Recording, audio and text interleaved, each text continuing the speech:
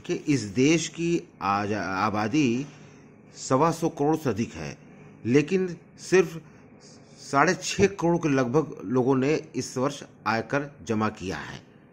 तो निश्चित रूप से बहुत से लोगों ने अपने आयकर जमा नहीं किए हैं, और जिन लोगों ने आयकर जमा किया है उन लोगों ने भी कुछ ऐसे मदों में अपने धन को छुपाया है और सरकार को बताया नहीं है। लेकिन सरकार भी तू डाल मैं पात पात की तर्ज पर इस कंप्यूटर के ऊपर चल रही है, और उसने एक तरीका निकाल लिया है कि आपका कोई भी वित्तीय लेन देन है वो उसकी निगाह में आ ही जाएगा। और इस तरह से सरकार ने करीब 50 ऐसे मदों की सूची जारी की है जहां पर आप ट्रांजैक्शन करते थे लेकिन आप उसको डिस्क्लोज नहीं करते थे। तो हमारे साथ मौजूद हैं the institute of chartered accountants of India ICAI की इलाहाबाद शाखा की PDC के अध्यक्ष डॉक्टर नवीन सिंह अग्रवाल। तो हम उनसे जानना चाहेंगे कि आखिर ये 50 मद क्या हैं, कहाँ से आ गए, जिनको अब डिस्क्लोज करना जरूरी पड़ जा रहा है, मजबूरी हो जा रही है इनकम टैक्स पेयर की। बताइए अग्रवाल साहब। जी स्नेह मधुर जी, 1 नवंबर 2021 से विभाग के द्वारा एक नया स्टेटमेंट जारी किया गया है एनुअल इंफॉर्मेशन स्टेटमेंट के रूप में। उसके अंतर्गत वित्तीय लेन देन जिन जिन संस्थाओं या संगठनों में होंगे उन संस्थाओं का वैधानिक उत्तरदायित्व है कि उन लेन देनों की जानकारी वो आयकर विभाग को दें, और उसी आधार पर परमानेंट अकाउंट नंबर के आधार पर वो जानकारी इकट्ठी हो जाएगी और वो हर पैन नंबर के आधार पर करदाता को उपलब्ध होगी। ये जो विभिन्न प्रकार के लेन देन हैं उसमें से कुछ लेन देन तो ऐसे हैं जिसकी जानकारी पहले से उपलब्ध हुआ करती थी, जैसे वेतन के संबंध में है या कोई ऐसा लेन देन जिसके ऊपर कर की कटौती की गई है, TDS या कर TCS। ये विभाग के पास पहले से जानकारी होती थी, लेकिन जो जानकारी नहीं होती थी और अब उपलब्ध होगी उनमें से एक है बचत खाता।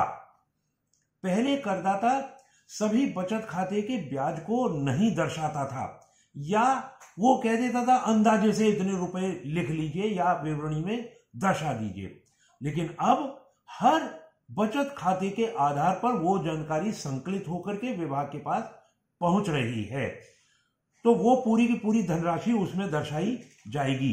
तो और भी किस तरह के जिनमें छुपाते हैं, महत्वपूर्ण क्या? 50 लिस्ट तो बहुत लोग की है, लेकिन किसमें छिपाते रहे हैं जो अब नहीं छिपा पाएंगे? जी, उसमें से जो महत्वपूर्ण है, जैसे किराए की धनराशि।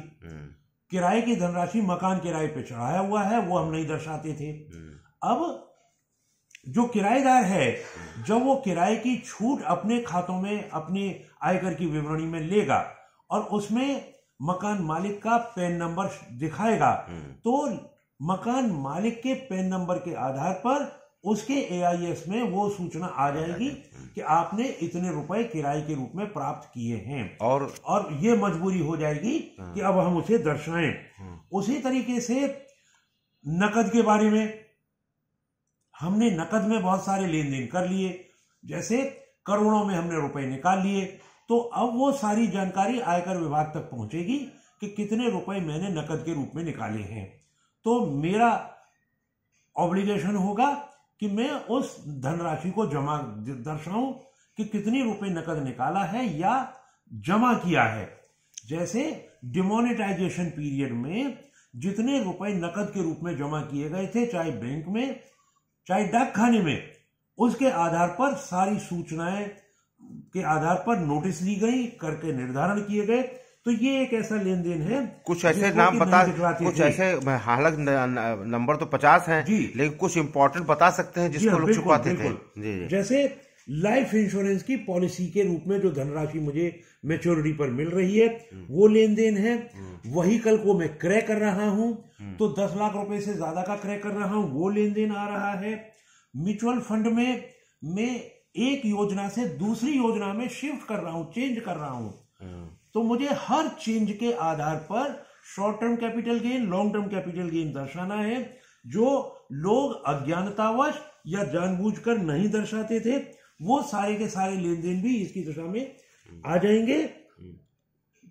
और इसी के साथ साथ डेबिट कार्ड, क्रेडिट कार्ड के लेन देन भी पूरे के पूरे रिफ्लेक्ट होने शुरू हो जाएंगे। परचेज ऑफ व्हीकल्स हैं, सेल्स ऑफ व्हीकल्स हैं, ये सारी इंफॉर्मेशन भी कंसोलिडेट हो रही है। वो सारी की सारी जानकारी हमें इकट्ठी करनी पड़ेगी। और फॉरेन एक्सचेंज ट्रांजैक्शन, हम बहुत सारे फॉरेन ट्रैवल के माध्यम से, ट्रैवल एजेंट के माध्यम से पूरी ट्रिप बुक करा लिया करते थे। अब ऐसा संभव नहीं हो पाएगा। वो सारी की सारी जानकारी भी रिफ्लेक्ट होगी और मुझे किसी भी करदाता को विवरणी जमा करने से पहले उन्हें दर्शाना होगा। धन्यवाद तकवार साहब, धन्यवाद।